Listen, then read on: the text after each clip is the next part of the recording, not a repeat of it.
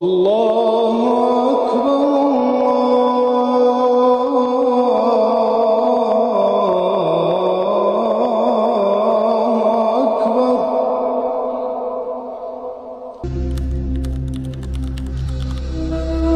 حي على الفلاح.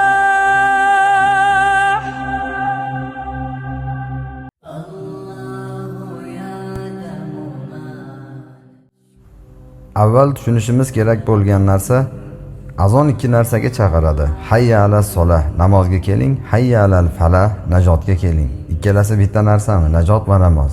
Keling bugun ularning nozik ma'nolari haqida tafakkur qilamiz. Falah so'zining ildiziga chuqurroq nazar solsak, kutilmagan bir ma'noga duch kelamiz.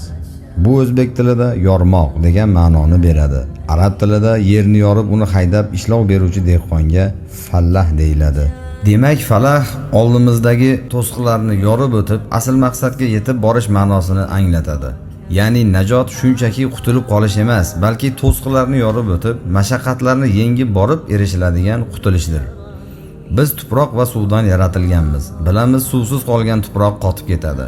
Unda na urug'unib chiqadi, na o'tlashadi.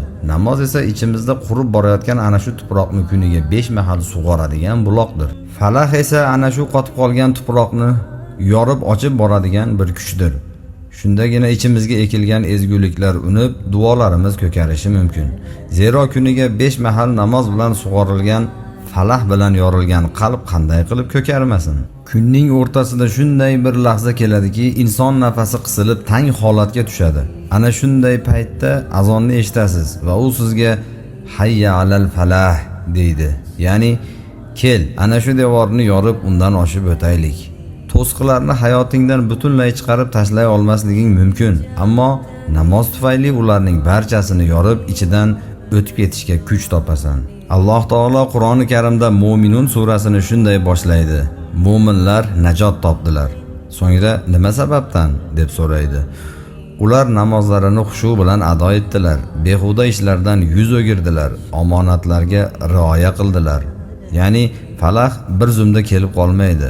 U insonning xulq-atvori shakllanish jarayonining yakunida namoyon bo'ladi. Azon har kuni shu haqiqatni eslatadi. Namoz bilan ilg'or qadamlar bosib borayotgan yo'limizning maqsadi, g'oyasi falah, ya'ni najotdir. Endi bugundan boshlab azonni boshqacha ma'noda tinglashga harakat qilib ko'ring. Bizning najotimiz Rahmonning huzurida, yo'ldoshimiz esa namozdir. Tolibi ilm, keyingi roliklarda nimalarni tafakkur qilishga harakat qilishimiz haqida o'z fikringizni izohlarda qoldiring.